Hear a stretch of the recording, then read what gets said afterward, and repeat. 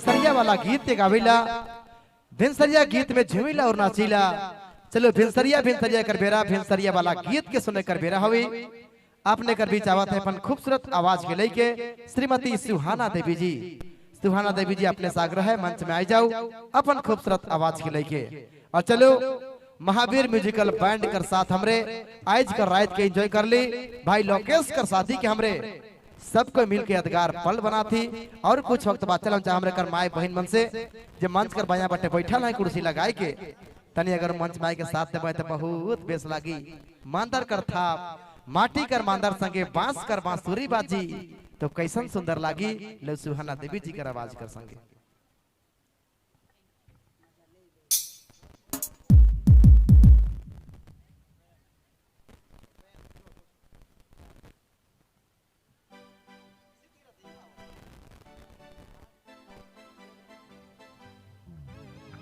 Hello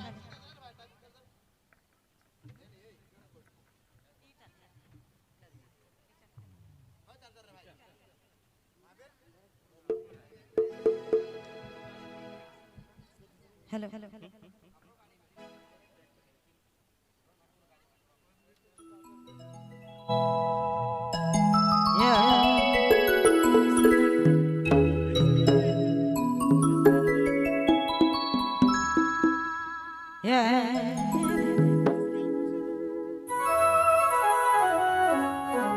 प्रेम करो जरा फेंके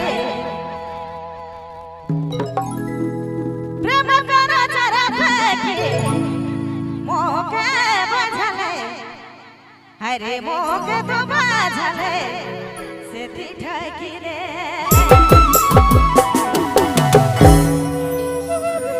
ए सोना मछरी के बाजाए ना मछरी के बाजाए ना ठकी रे ए जोड़ी के मछरी के बाजाए ना मछरी के बाजाए ना रवि मानस वेलाई है नागपुरी फोकस यूट्यूब चैनल की प्रस्तुति।